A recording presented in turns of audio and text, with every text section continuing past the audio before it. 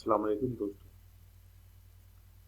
अच्छा फ्रेंड्स, आज हमने जो कॉस्ट अकाउंटिंग साइकिल का जो पार्ट 3 है वो डिस्कस करना है। अच्छा, ये हमारी क्योंकि थर्ड वीडियो है और ये एक सीरियल हम चला रहे हैं कॉस्ट अकाउंटिंग साइकिल की। अगर बीकॉम में देखा जाए तो वहाँ पे एक चैप्टर नंबर 4 है कॉस्ट अकाउंटिंग साइकिल का, और अगर आप वैसे ओवरऑल हैं कॉस्ट अकाउंटिंग स्टूडेंट हैं तो वो ये भी आपके इनिशियल स्टेज है। तो इसमें हमारा वही तरीकाकार होगा जो लास्ट वीडियो में था कि एक एग्जांपल हम लेंगे, उसके बाद उनको एंट्रीज करेंगे, और ये इधर मैंने समरी बनाई है कि एंट्रीज फॉर एफओएच कैसे होंगी, क्योंकि अब कास्ट अकाउंटिंग साइकिल का ये थर्ड स्टेप है कि हम इसके अंदर जो है वो कैसे रिकॉर्ड करते हैं और इन एंट्रीज को लेकर करते हैं। और वीडियो को आगे बढ़ाने से पहले मैं आपको बताऊं कि इसमें आपको याद होगा कि हमारे 3 एलिमेंट्स ऑफ कॉस्ट थे: मटेरियल, लेबर,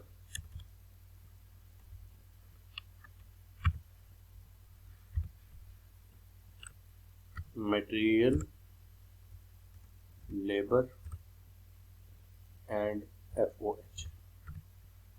अच्छा, अब इनमें वन बाय वन हमने किया था। इसकी 4 एंट्रीज की थी, फिर लेबर की 4 एंट्रीज की थी, फिर हमने एफओएच की आज समझनी है जो कि 3 एंट्रीज ज़्यादा से ज़्यादा जो है वो हमारी हो सकती हैं। अच्छा, मटेरियल लेबर के साथ साथ भी थोड़ा इनडायरेक्ट लेबर और इनडायरेक्ट मटेरियल एफओएच कंट्रोल आता रहा है ना, तो हम उस एग्जाम्पल जब फुल क्वेश्चन इंशाल्लाह आगे चलेंगे तो फिर उसको भी लेकर देखेंगे। आज हमने जस्ट एक एफओएच को क्योंकि कवर करना है, तो इसका जो थर्ड हमारा आज स्टेज है वो हम एफओएच की एंट्रीज में हमारा इसके ऊपर फोकस होगा। तो अब बात यह है कि एक्चुअल एफओएच और अप्लाइड एफओएच का हमने एक वीडियो पहले भी दे चुके हैं इस एफओएच के ऊपर से।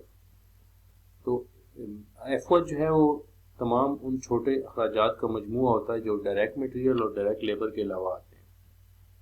अब उसमें इनडायरेक्ट मटेरियल भी हो सकता है, इनडायरेक्ट लेबर भी हो सकती है, फैक्ट्री के रिलेटेड बहुत सारे एक्सपेंसेस भी हो सकते हैं, रिपेयर है, टूल्स हैं, बहुत सारा इसके अंदर मटेरियल के लेबर और मटेरियल जो डायरेक्ट है उनके अलावा जितने भी अखराजात फैक्ट्री रिलेटेड होंगे, वो पॉलिशिंग हो, फिनिशिंग हो, वो किसी भी हद तक हो, उन सब को हम एफओएच में रखेंगे।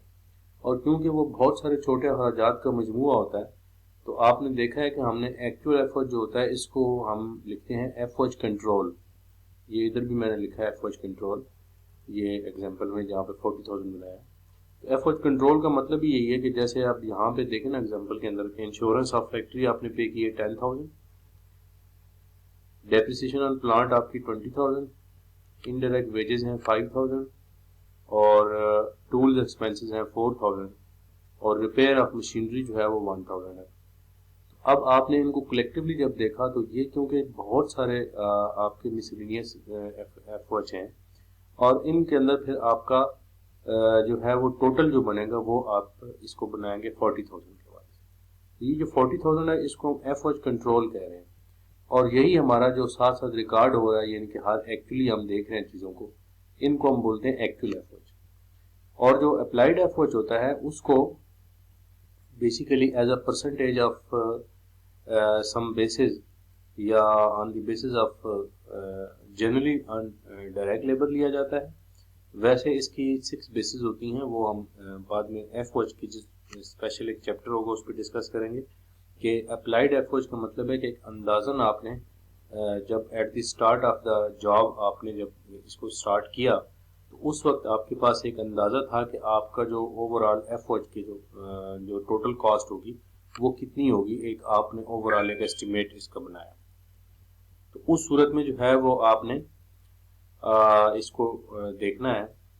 अब इसके अंदर हम देख रहे हैं कि हमारे पास जो इसमें रेट दिया गया है, क्योंकि अप्लाइड एफओएच का एक रेट दिया जाता है, और ये क्योंकि हम एक आध वीडियो पहले इस पे दे चुके हैं कि ये अप्लाइड और इसके ऊपर क्या फ़र्क होता है, तो वो फिर उसमें भी आप देख सकते हैं। भारत हमारा क्योंकि आज टॉपिक जनरल एंट्रीज की तरफ है, तो इन जनरल एंट्रीज को बनाने के लिए हमने सारा फोकस रखना है।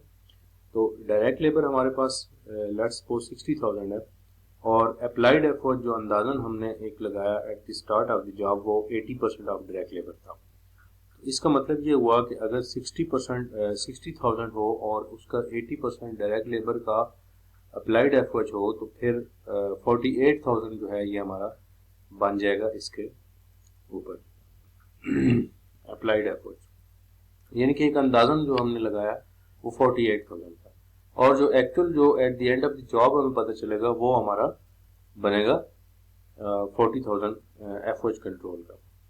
तो अब इनकी एंट्रीज देखते हैं। वैसे जनरली जो है वो बी जो है वो एंट्री इसमें होती है पहले होनी चाहिए। ये हम यहाँ पे इसको नोट भी कर देते हैं ताकि याद रहे हमारे नाज़रीन को, और ये भी है कि एंट्री बी जो है, एंट्री बी शुड बी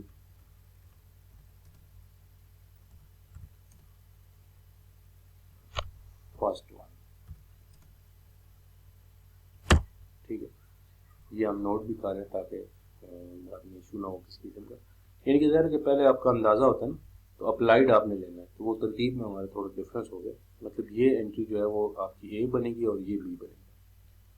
अच्छा, अब इसके अंदर जो आपने मेन चीज़ करनी है कि एक चीज़ आपने मेक श्योर करनी है कि ये जो एंट्रीज हैं उनको आपने ज़रा ध्यान से देखना, क्योंकि इसमें हम रिकॉर्ड कर रहे हैं एफर्ट्स को। और अच्छा, अब इसमें देखें कि ये जो टोटल है एफर्ट्स कंट्रोल का, ये हमने डेबिट कर दिया 40,000 से यहाँ।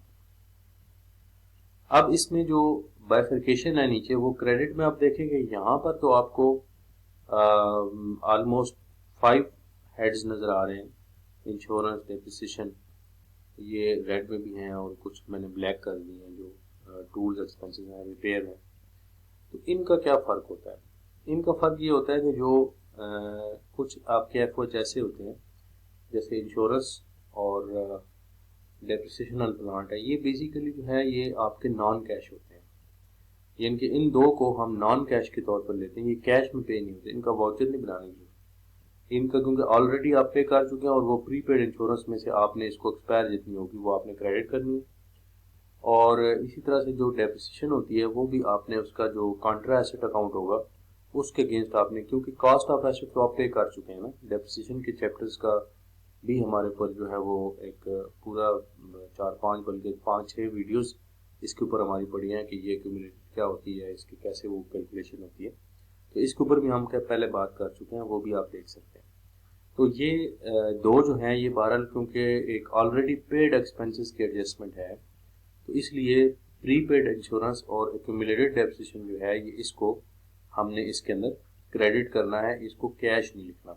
ये नॉन कैश एक्सपेंसेस है फिलहाल, क्योंकि ये एडजस्टमेंट के तौर पर यहाँ पे आ रहे हैं। और इनकी कहीं ना कहीं आप ये समझ लीजिए कि एंट्री पहले बन चुकी है, प्रीपेड इंश्योरेंस, डेबिट और कैश क्रेडिट।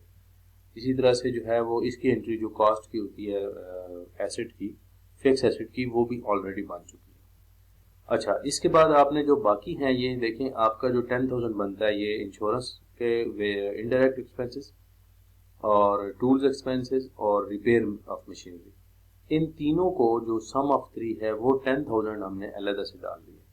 यानी कि एक तो आपका हो गया इंश्योरेंस, एक होगी आपकी डेप्रिसिएशन, और उसके बाद आपका जो बाकी हैं ऑल ऑफ 3, इनका हमने 10,000 एक कलेक्टिव अमाउंट डाली और उसके अगेंस्ट हमने वाउचर लिख दिया। तो इस तरह ये हमारी एक एंट्री बनेगी जो कि एक्चुअल एफर्ट जो है वो हम रिकॉर्ड करेंगे। उसके बाद फिर जब हम अप्लाइड की बात करते हैं तो उसका बड़ा सिंपल है कि क्योंकि स्टार्ट में हमने कहा कि ये बेसिकली ए नंबर ये होना चाहिए था, तो बहरहाल इसमें जब वर्क इन प्रोसेस में डालेंगे at the start of the process, तो उस सूरत में आप वर्क इन प्रोसेस और ब्रैकेट में इसको एफ से ज़ाहिर करना, ज़ाहिर वर्क इन प्रोसेस दूसरी चीज़ें भी हैं, लेबर और वो आपने उसको सब बनाया और इसको एफ अप्लाइड को आपने यहाँ पे क्रेडिट कर देना। तो इस तरह से आपके पास एक एंट्री बन जाएगी जो कि 80% से आ रही थी। आपने देखा होगा कि ये हमारी 80% ऑफ डायरेक्ट लेबर हमने यहाँ ग्रीन में कैलकुलेट किया है और आप देख सकते हैं कि उसमें 48,000 हमारा बन रहा है। तो अब एक जो है वो हमारी होगी जी एक्चुअल एफर्ट्स की एंट्री और एक होगी हमारी अप्लाइड एफर्ट्स की एंट्री। अच्छा, अब इसमें आ रही कि अंडर अप्लाइड क्या चीज़ होती है। अंडर अप्लाइड उस सूरत में आता है कि जब आपका अंदाज़ा जो है वो ज़्यादा कम निकले और आपके जो एक्चुअल एक्सपेंसेस हैं वो ज़्यादा हों। तो ये आप देख सकते हैं कि actual is greater than over, यानी कि actual effort is greater than over applied, तो उस सूरत में जो है वो हमारा ओवर अप्लाइड आ जाएगा, यानी कि ये अप्लाइड के अगेंस्ट जो है वो हमारे इसमें यहाँ पर हमें अप्लाइड लिखना पड़ेगा। ये इस तरह से हमारी स्टेटमेंट होगी, actual is greater than applied, तो फिर हमारे जो है वो अंडर अप्लाइड, यानी कि अप्लाइड जो है वो कम हो चुके हैं। इसी तरह से हमारे जो ये वाली स्टेटमेंट है इसमें भी हमें अप्लाइड एफर्ट जो है वो लिखना है, यानी कि इन दोनों का आपस में है। जैसे आप देखें कि यहाँ पर हमारे पास आप देख सकते हैं कि एक्चुअल एफर्ट जो है वो 40,000 है और जो हमारा अप्लाइड एफर्ट है वो 48,000 आ रहा है। जो आप देखें ना, दोनों एंट्रीज आपके सामने है। तो इन सूरतों में आपने जो डिफरेंस लेना होगा, एडजस्टिंग एंट्री जो बनेगी वो कितने की बनेगी जी? वेरी गुड, ये आपके पास आ गया 8,000। अब इस 8,000 को हमने एडजस्ट करना है एडजस्टिंग एंट्री। तो जब आप एफओएच कंट्रोल को क्लोज करेंगे, फिलहाल हम 40,000 ही ले रहे हैं, वैसे इसकी जो पीछे मटेरियल और लेबर की एंट्रीज है उनमें से भी कुछ एफओएच कंट्रोल आ रहा होता है। वो पिछली वीडियोस आप देखें ना, पार्ट 1 और 2, तो उसमें भी थोड़ा थोड़ा, तो उन सब को कलेक्टिवली हम फिर क्लोज करते हैं, एफओएच कंट्रोल को क्रेडिट कर देते हैं। जब एफओएच को क्लोजिंग क्रेडिट में होती है और वो अप्लाइड के साथ हम कंपेयर करने के लिए उसको अप्लाइड को भी क्लोज करते हैं। अब जो इनका डिफरेंस होगा, जैसे कि अप्लाइड हमारे पास आ रहा था 48,000, वो पहले क्रेडिट था तो इसकी क्लोजिंग यहाँ पे हुई, और इसी तरह से जो एफओएच आपके पास कंट्रोल था 40,000 वो यहाँ पे हुआ। तो इन दोनों का डिफरेंस था वो फिर आप directly cost of goods sold में एक तरीके में एडजस्ट करते हैं। इसका इंटायर प्रोडक्शन वाला जो तरीका है वो किसी और वक्त में हम देखेंगे, वो भी एक इम्पॉर्टेंट मेथड इसमें होता है। उसमें सिर्फ ये होता है कि उसमें साथ वर्क इन प्रोसेस और एंडिंग फिनिश गुड्स को भी आप थोड़ा सा डिस्ट्रीब्यूट करते हैं, लेकिन जनरली जो बात है वो जो भी अंडर ओवर अप्लाइड आएगा उसको आपने एडजस्ट करना होता है, और वो सीजीएस के अंदर होता है, generally cost of goods sold के अंदर आप उसको एडजस्ट कर देते हैं। तो इस तरह से ये 3 एंट्रीज हैं जो हमने करनी है। अच्छा, अब ये जो पोजीशन है ये हमारा ओवर अप्लाइड की सूरत में है। अगर यहाँ पर अंडर अप्लाइड हो जाता तो लाजमी सी बात है कि यहाँ पर 48,000 यहाँ आ जाता और जो 40,000 था वो इधर होता, तो फिर ये जो डिफरेंस था वो automatically cost of goods sold के अंदर हमें मजीद ऐड करके कास्ट हमारी बढ़ जाती, फिर यहाँ पर आ जाती, यानी कि in case of under applied the entry will be reversed. तो ये आप जो है वो देख सकते हैं, इसको हम इस तरह से मेंशन भी कर सकते हैं कि in case of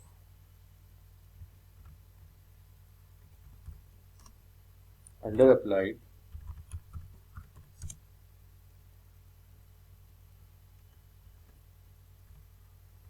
C entry available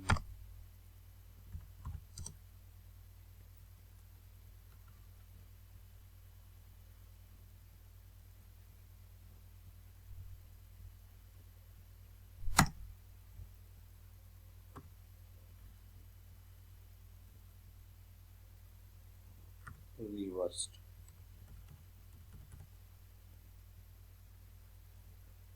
तो ये एक नोट है जो हमने यहाँ पर